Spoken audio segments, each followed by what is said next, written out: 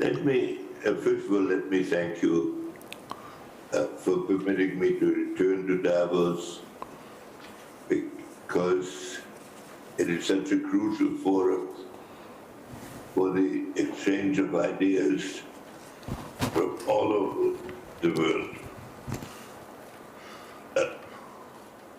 The outcome of this turning point is not yet obvious, because there are a number of issues which are still under consideration within the realm of the decision makers, and of course many evolutions that are going on that will affect the outcome. Let me sketch the issues. The most vivid at the moment is the war in Ukraine. And the outcome of that war, in both the military and political sense, will affect relations between groupings of countries, which I will mention in a minute. On the outcome of any war has a peace settlement, but the nature of that peace settlement will determine whether the combatants remain permanent adversaries or whether it's possible to fit them into an international framework. About 8 years ago, when the idea of membership of Ukraine in NATO came up, I wrote an article in which I said that the ideal outcome would be if Ukraine could be constituted as a neutral kind of state, as a bridge between Russia and Europe, rather than as the front line of groupings within Europe. I think that opportunity does not now exist in the same manner, but it could still be conceived as an ultimate objective. In my view, a movement towards negotiations and negotiations on peace need to begin the next 2 months or so, that the outcome of the war should be outlined by then before it creates upheavals and tensions that will be even harder to overcome, and particularly between the eventual relationship of Russia towards Europe and of Ukraine towards Europe. Ideally, the dividing line should return to the status quo ante. I believe pursuing the war beyond that point would turn it into a war not about the freedom of Ukraine, which has been undertaken with great cohesion by NATO, but into a war against Russia itself. And so this seems to me to be the dividing line, that it is just and possible to define, and it will be difficult. Any modification of that occurs during the negotiations, which of course have not yet been established, but which should begin to be the concern of the major participants as the war develops. And I have given outline of a possible military outcome, but one has to keep in mind that any modification of that will complicate the negotiations, in which Ukraine has a right to be a significant participant, but in which one hopes that they match the heroism that they have shown in the war with wisdom for the balance that has in Europe and in the world afterwards. The relationship that will develop as a result of this war, not between Ukraine, which will be probably the strongest conventional power on the continent, and the rest of Europe will be developed over a period of time. But one has to look at the relationship of Europe to Russia over a longer period, and in a manner that is separated to some extent from the existing leadership, whose status, however, will be affected internally over a period of time by its performance in this period. But looked at from a long-term point of view, Russia has been for 400 years an essential part of Europe, and European policy over that period of time has been affected fundamentally by its European assessment of the role of Russia, sometimes in a disturbing way, but on a number of occasions as the guarantor or the instrument by which the European balance could be re-established. We, in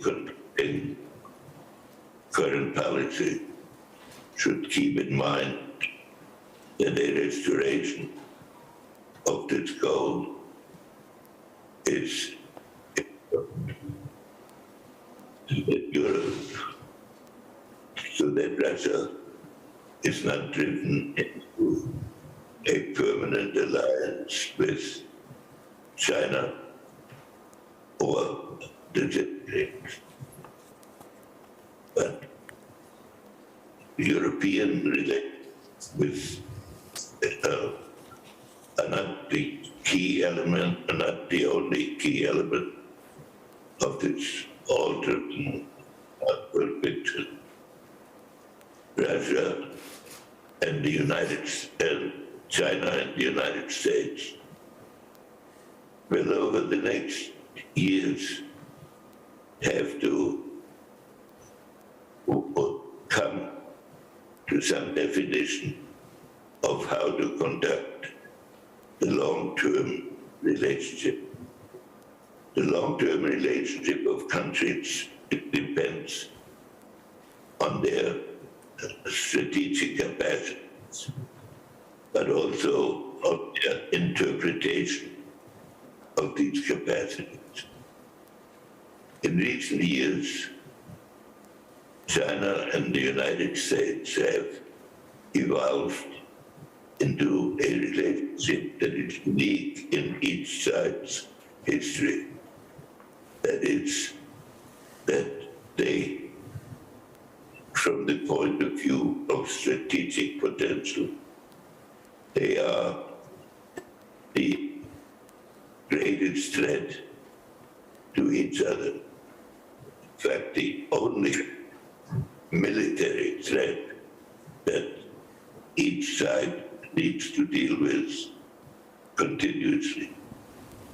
And so the challenge, the period in which I was involved in the creation of this relationship, in which it was thought that a period of permanent collaboration might emerge of the two countries becoming acquainted, has been partly jeopardized and for the period, the present period, probably terminated by the growth in the strategic and technical competence of each other. So on that level, there is an inherent adversarial aspect. Now the challenge is whether this adversarial aspect can be mitigated and progressively eased by the diplomacy that both sides conduct. And it cannot be done unilaterally by one side. So both sides have to come to the conviction that some easing of the political relationship is essential, because they are in a position that has never existed before, namely that a conflict with modern technology conducted in the absence of any preceding arms control negotiations, so that there are no established criteria of limitations, will be a catastrophe for mankind. And then whatever their differences are within the context of historic politics, the leaders have an obligation to prevent this. And therefore, at a minimum, permanent consultations on this subject and serious consultations on this subject need to take place on a permanent basis. And that is one evolution of this. Of course, there are many unsettled periods, issues around the world. The emergence of additional nuclear powers, of which the most urgent is the rise of Iran and the consequent divisions in the Middle East, and as in the period ahead, not directly affected by the Ukrainian issue, but affected by the balance that will emerge, are the rise of countries like India and Brazil and other countries that will have to be integrated into an international picture. These seem to me to be the key issues together with the fact that the Ukraine conflict has produced a rupture in the economic arrangements that have been made in the period before, so that the definition and operation of a global economic system will have to be reconsidered. These challenges I put forward as an analysis, but I believe they must be overcome if we are not going to live in an increasingly confrontational and chaotic world.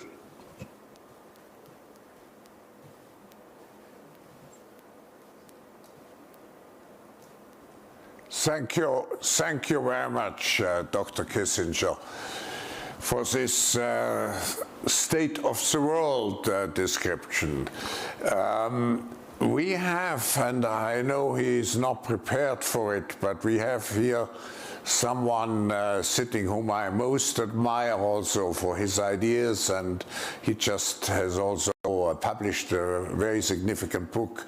So, Graham Allison, would you be ready to comment, and we need a microphone, could you be ready to comment and maybe ask also Dr. Kissinger a final question, what is burning in your mind, but first it would be interesting to have your comments. Well, thank you very much. I didn't get the name. Your oldest student. Graham Allison. Graham Allison. No, Graham Allison, yeah. I think Henry often refers to me as his oldest student and course assistant, and I tell him that's because I've been the slowest learner. So Henry, you're looking great, though Henry was supposed to be having a 99th birthday party tonight in New York, but the circumstances didn't permit. So I can see you're dressed up for the party in any case, and I'm sorry I'm missing you there, but it's good to see you here. Henry, your overview was, as always, wonderful, and I think Klaus did a good job in reminding us of the 1980 remarks, where we can hear echoes. In 1980, though, China hardly figured in the picture the way it does today.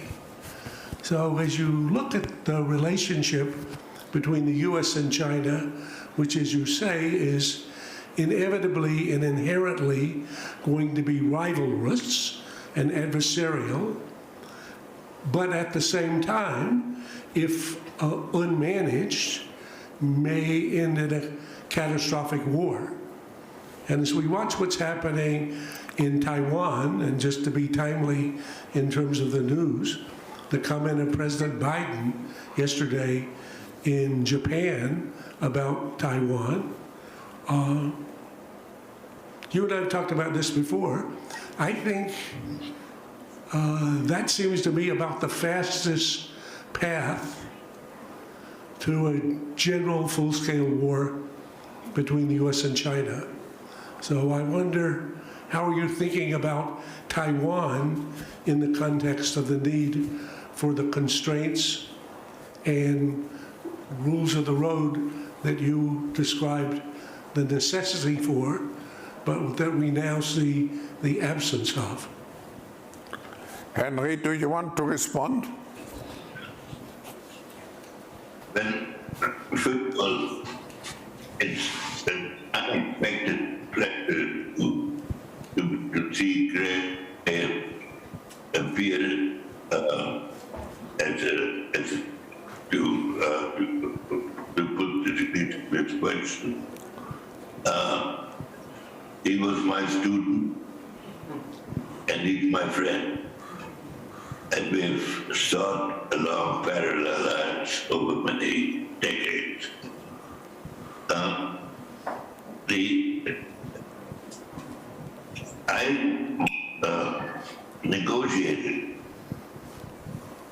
the understanding on Taiwan at the very beginning of the US-Chinese relationship.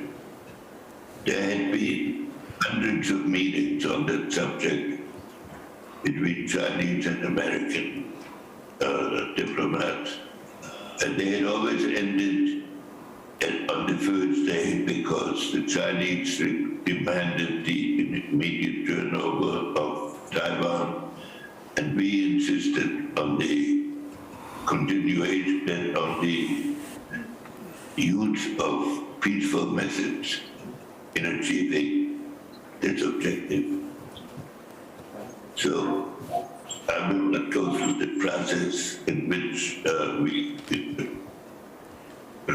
it was achieved, but my understanding of the agreement has been that the United States would accept the principle of one China, that we would not insist on a two-China solution. And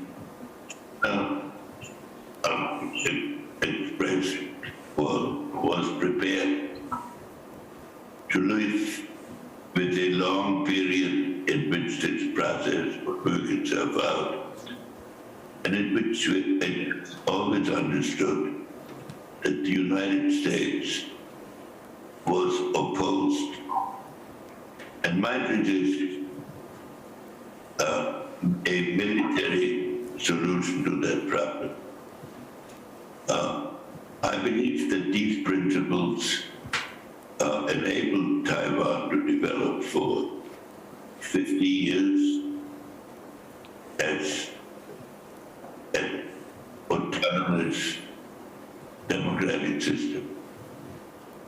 And I think it is essential that these principles be maintained, that the United States should not, by subterfuge or by a gradual process, develop something of a two-China solution, but that China will continue to exercise the patience that has been exercised up to now. A direct confrontation should be avoided, and Taiwan cannot be the core of the negotiations because between China and the United States. It is for the core of the negotiations. It is important that the United States and China discuss principles that affect the adversarial relationship and that permit at least some scope for cooperative efforts. The Taiwan issue will not disappear, but it is as a direct subject of confrontation and adversarial conduct. It is bound to lead to a situation that may shape into the military field, which is against the world interest and against the long-term interest of China and the United States. And these are cautions I address to my friends in the American government, but also to the friends that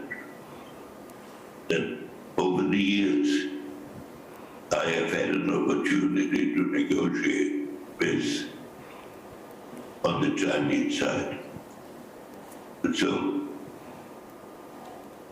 it is important for the overall peace of the world, for the United States and China to mitigate their adversarial relationship by recognition that if a World War I type situation were to arise where people of sliding into a conflict, the consequences would be even more dire than they would be, than they were then. So how to manage between an existing adversarial relationship and the need for cooperation in the economic and political order is the big challenge for both governments, and it will be affected importantly because China will have to reanalyze the relationship it has established with Russia, because it could not have expected when it was made that it would evolve in the direction that it has. And it will also be important for the United States to go beyond the increased consciousness of adversarial relations into some concept of a world order in which the United States and China, partly due to the evolution of economies, partly due to the evolution of ideologies, are in a largely confrontational market, and to see whether and to move it, not just to see to it, but to do it to something that is compatible with world order. Thank you, Henry. We are coming to an end of our session, and it was fascinating to hear your still very visionary perspectives and to hear from you the different scenarios. Thank you very much. I have a very unusual idea, and you may forgive me, but as we have heard also from Graham, Henry is celebrating his 99th birthday this week. So let's say all together, happy birthday to you, Henry. So happy birthday to you, Henry. And all the best, and thank you. Thank you very much.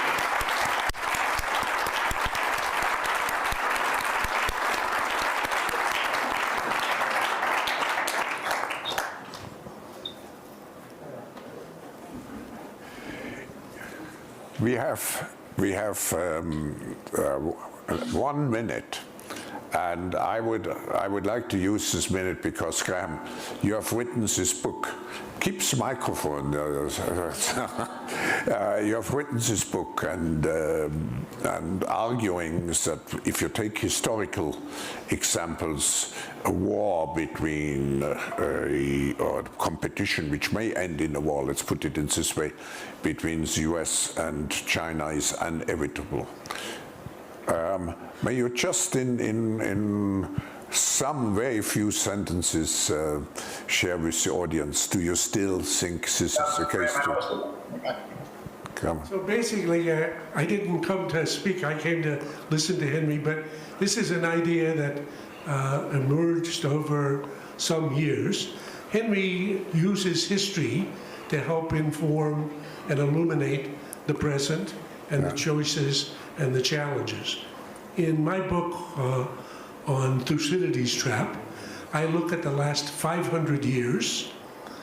We find 16 cases in which a rapidly rising power, like Athens in classical Greece, or Germany at the beginning of the 20th century challenges a colossal ruling power like Sparta or Great Britain or the US today.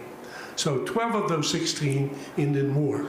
So war's not inevitable, just it's been the way that things have happened. Yeah. And several people since I've gotten here have asked me, well, so what would Thucydides say now, since this book was written 5 years ago, just as Trump became president?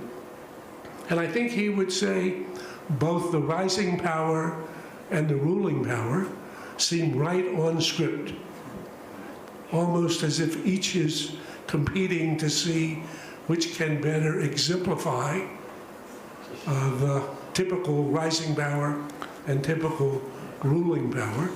So he's sitting on the edge of his seat, anticipating the grandest collision of all times. And I think, but if we follow the advice of Henry, that would be this one of the fifth of the four that escaped Thucydides' trap, as well as and rather than the 13th of the 12 that led to catastrophic outcomes. So Henry, you have given us very valuable advice, and thank you again, and thank you also Graham, thank you Henry. We wish you all the best, and this concludes our session. Thank you very much.